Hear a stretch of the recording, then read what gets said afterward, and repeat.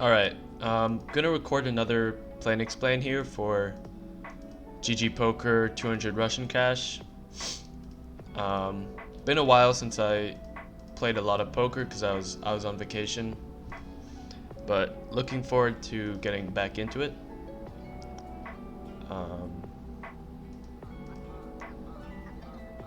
The pool is really big today, it looks pretty soft, so should get into some interesting hands. Gonna use a slightly bigger size on this board, just given how wet it is. Could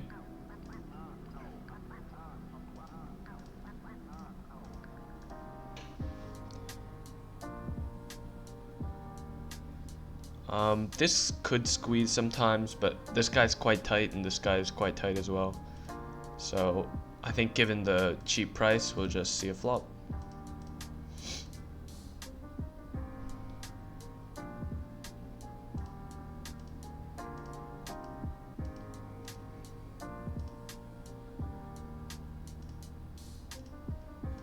I'm not going to be opening the suited connectors 100% of the time. In all honesty, I could probably just fold them pure because the rake structure in these games is quite prohibitive when you're open raising pre-flop, because they only take pre-flop rake. They only take pre-flop rake in 3-bet pots, so taking down the blinds with a 2-bet, you need hands with high cards that block the calling range a bit more. So I think the suited connectors at the high rake structure could just pure fold pre. Here we're just, we're nowhere near the bottom of our range, and we can show down very occasionally. I'm mainly 3-betting king jack, but we can call in the lower roll.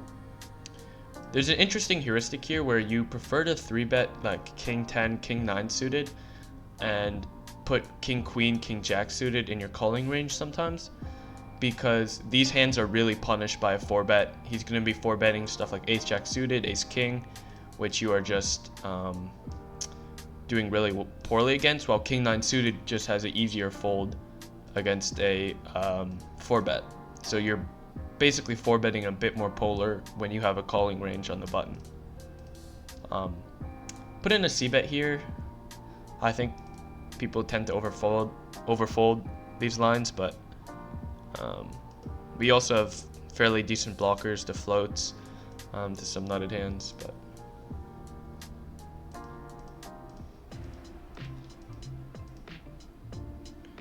this guy seems quite wide, so I don't mind putting a 3-bet in here with the ace-5 suited.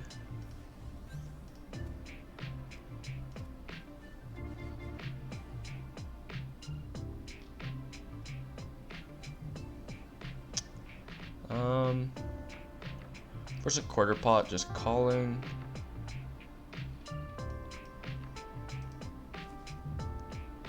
On this board, I don't really mind a check and bluffing future streets. He's gonna have a lot of like under pairs that just aren't gonna fold flop. Might not fold turn. And then pretty clear fold. Gonna call twice. I think his sizing is fine actually. He can use maybe 2 sizes on the turn, like an overbet, and a smaller size with good ace king, ace jack. And yeah, against overbet we're just gonna fold because this guy's typically these spots like the triple barrel overbet bluff spots are not gonna be over bluff, so my hand is basically a pure bluff catcher, so no real reason to call that. I'd say it's a pure bluff catcher because he's not gonna overbet a worse 2 pair, like ace 2 suited. Would probably bet bigger on the turn, and even then it's not even a great spot to overbet because I will have like some flushes, some better 2 pairs as well, so I'm not gonna bluff catch in a spot that's probably under bluffed.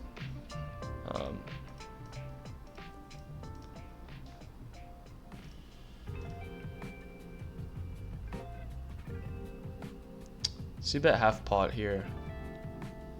He's gonna have floats like ace 4, ace 3. He can fold, you know, ace 10 with ace of hearts, something like that. But I think my range, like my overpairs and sets here, some jack X, just wants to overbet, deny some equity. And our hand, of course, is pretty high equity.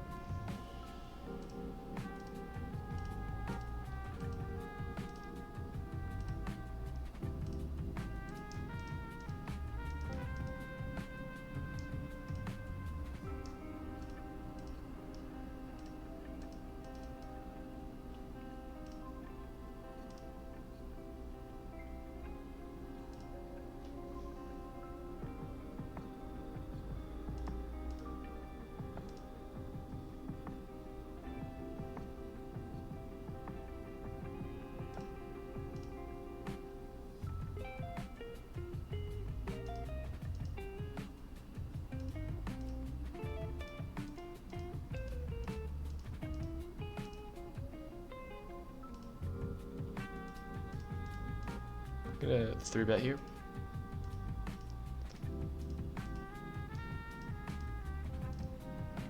First, a 4-bet, we could call or shove. In these positions, you're not gonna fold too much of your range against 4-bets. Just because, and depending on price, you're in position.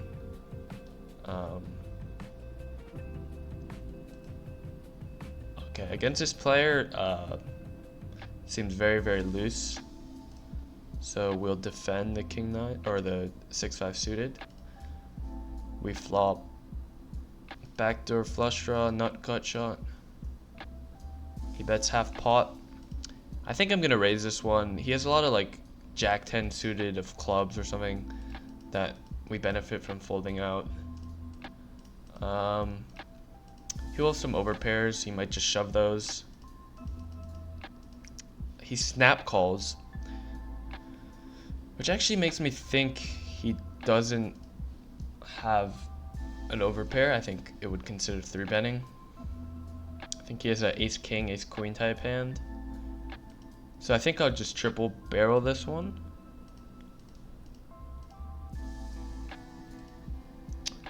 Yeah, so I would definitely shove this river. Just so, you know, obviously his range is super wide pre-flop, but also the quickness of his calling made me feel like he did not have a very strong hand. This guy also seems quite wide. Queen 8 suited's a bit loose, but with two loose players in the pot, I don't mind coming along, seeing a flop. Now we have to fold.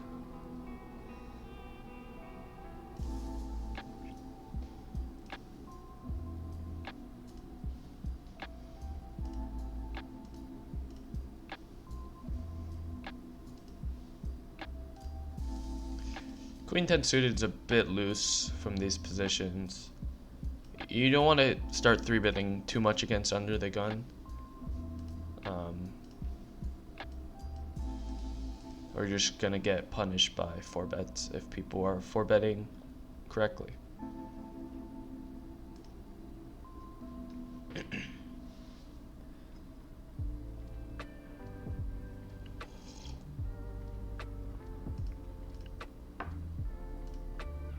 I can 3-bet this sometimes. Pretty low frequency. I think in general, people have a hard time playing the small blind in blind versus blind spots. I expect his range to be too weak when checking the flop, so I stab small, not expecting too many check raises. I think both betting and checking turn is viable.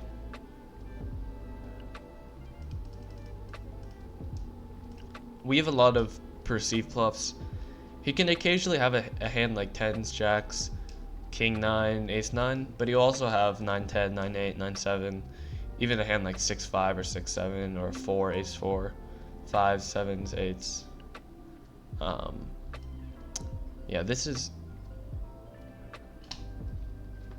Sorry. This is surprising. Jacks, I mean, jacks should basically c-bet the flop most of the time. I think against most, better regulars, as I said, like, people don't understand how wide you're supposed to be in blind versus blind spots. So they'll end up overfolding a lot when they're out of position.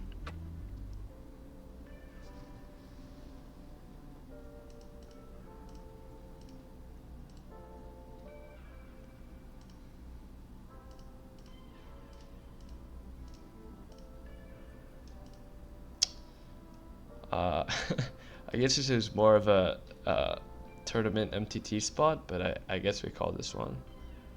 He seems somewhat wide over the hands he's played, but it's gonna be ace king quite often.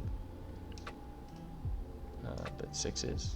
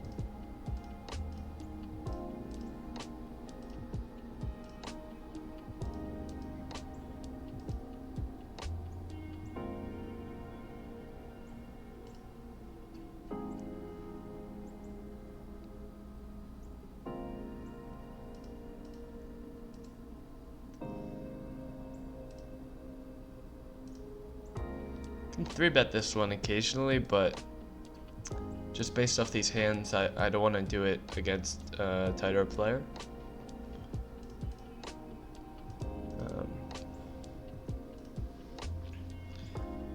Not really going to use like big sizes on a low monotone board like this.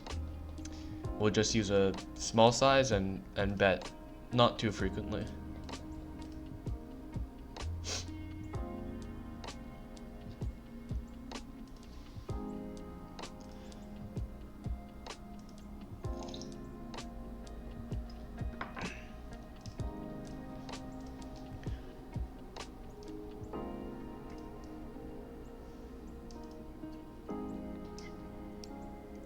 I don't mind c-betting this board. I'm gonna bet most of my range. He can fold like ace highs that we beat. Here it seems a bit thin to value bet when he has all the eights, the queens, and he is under the gun. He could have ace 5, ace 6, ace 4 suited. I guess we can throw in a small value bet, but he's gonna have a higher pair quite often. Here, just gonna check. We have a small amount of showdown values, so we'll try and take it against like a 5, 6s, 7s with a heart. This is an interesting one to think about bluff catching.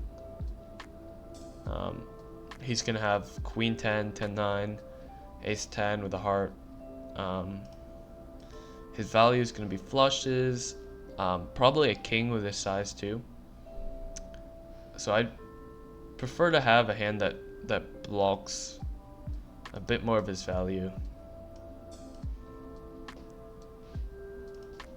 But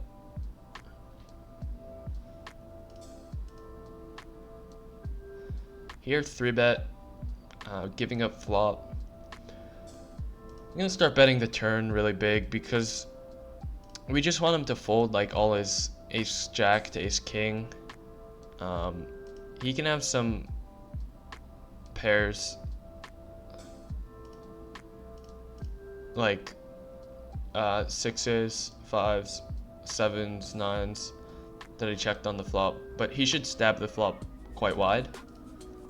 And this kind of just clears up our outs in a way, where if we're betting like a third and he calls ace king, then the ace, we're drawing really thin, and he's like severely dominating us. So just getting all those hands to fold on the turn, I think, is pretty good, and it puts hands like it still puts some of his pairs in a tough spot. If he has a hand like ace 7 suited, ace 4, ace 8, you know, even like 5s or something, 6s are in a pretty tough spot.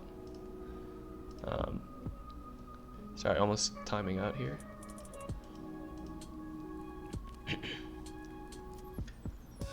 So we bet small in this monotone board, and just folding this one 4 ways. I think we should barrel again. I'm not going to use overbets because the board is quite dynamic. It's subject to change. So when you polarize your range too much on the turn, then you'll be left on rivers where your range suddenly becomes like way too strong or way too weak.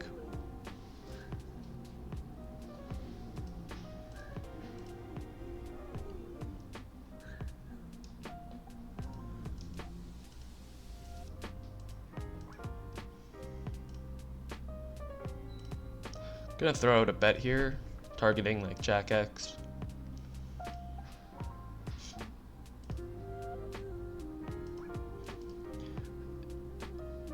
These guys could definitely have like a ace 2, ace 3, ace 5 type hand to check the flop, but I think it's worth just betting. Here, I'm actually just gonna go for a bet and double barrel. My read is that this line is just super overfolded. They're gonna see the vast majority of their diamonds, so if we just bet and then overbet the river, I can practically bluff every combo in my range and be profitable. So we bet and get 2 calls. I think I'll give this one up. I think it's fairly likely someone has an ace at this point. And there's a possibility a jack might fold. Wow. This might be a really tight fold,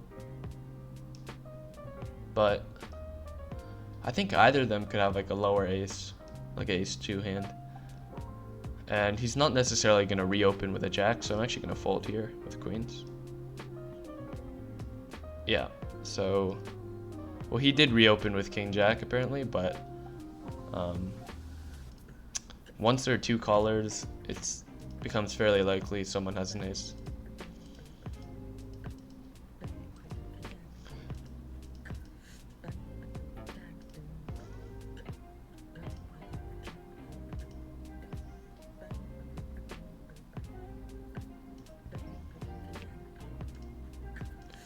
I'm gonna bluff this one. Start bluffing at least. He can have like 10s to kings that we get to fold, which is really nice, and then he can also just have random hands that have like, you know, 6 outs against us, which is doesn't hurt to just end the pot now on the turn. So, and we have a lot of value, like we have tons of ace-x, tons of flushes. He's super capped, so I'm just gonna bet like really frequently on that turn.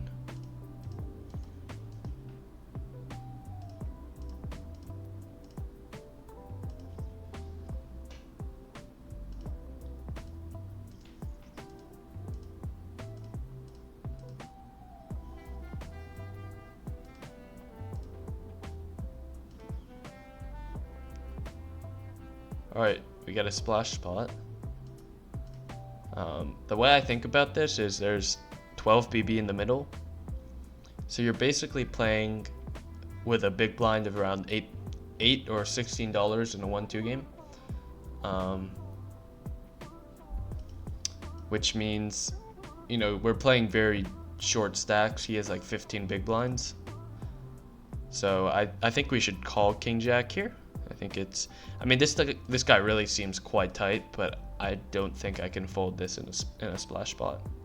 Yeah, he's gonna be shoving like, I mean, this seems a bit wide, but he can shove all sorts of shit, so I think it's fine to just call really wide, and king jack is just gonna be a pretty easy call. He's effectively shoving like 15 big blinds there. So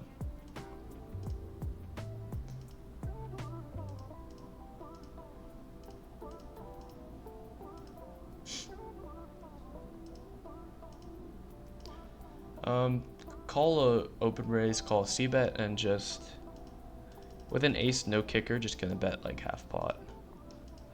Just trying to milk any sort of over or like under pair. Oh, we actually chop, right? Yeah. It's unfortunate.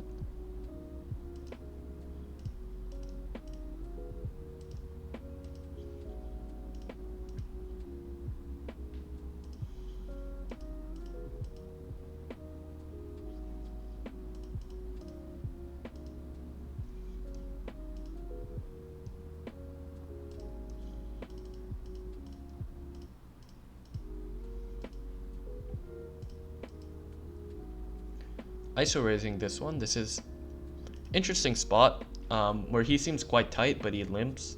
So it's important not to go super wide when you're ISOing, just because then you're just playing like a dominated range out of position. Even against a recreational, it's not going to be a great spot. But ace queen is, you know, clearly good enough.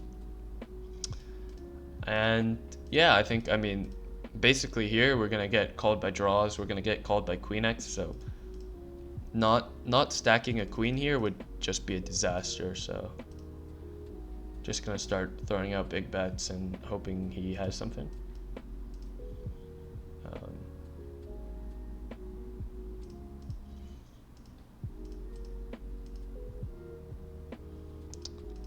All right, so we get a 3x. I think, you know, this seems a bit loose to 3-bet, especially since his PFR wasn't super high.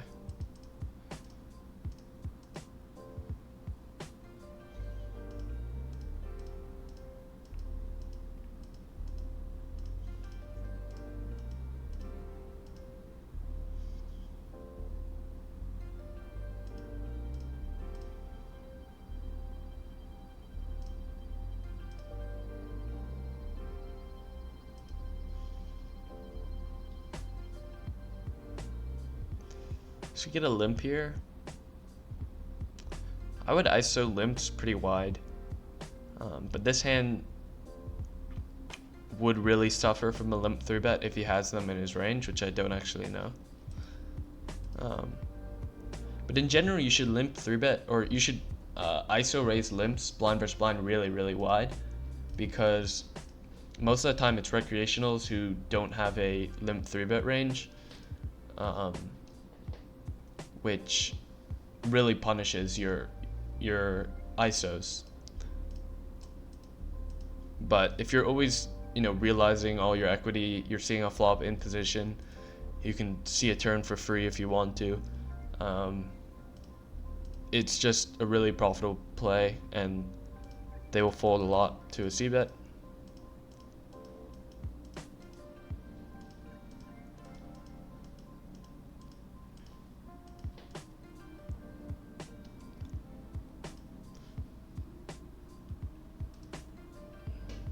Gonna mainly check this one.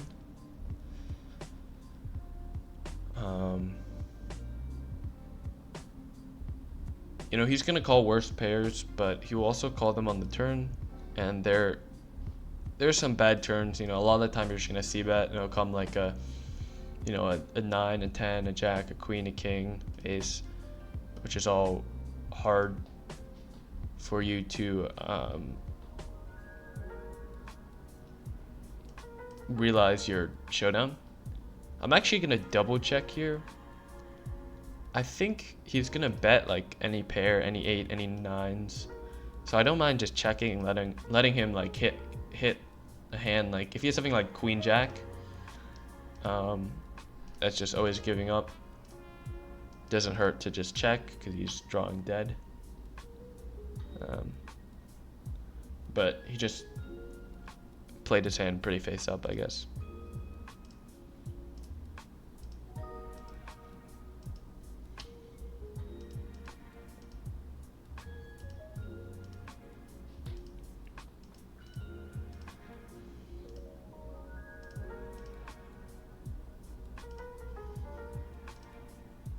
Alright, gonna 3-bet this one a bit deeper, but just a strong enough hand to 3-bet. He uses the big size, which is, I think, a good size. Our hand is always gonna check raise. We can check raise like Jack 10 suited, 10-8 suited, 8-6 suited, something like that.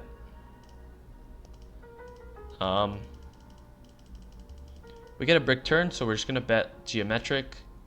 So if we bet pot 30 BB into 30 BB, then the pot will be 90 big blinds, and we'll have pot on the river.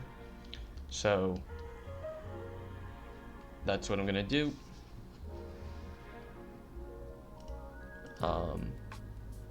Sizing geometrically, which means you use the same sizing on every street in order to get all in. And I would do the same thing with my bluffs. We want to bet quite polar on this turn because none of our hands really improve. If it's a hand like if it's a card like an 8 where like all of a sudden our 8-6 suited, our 10-8 suited, Jack 10 suited all improves, and then we have all the values still, then we can use some smaller sizes and punish his range a bit more. But on a brick card, just gonna bet polar. With a range of nuts and bluffs. Alright, so I think, okay, my my battery's getting low, so I need to plug in my computer, but I think we went for like 20 minutes or something like that, so thanks for watching. I think there's some interesting hands.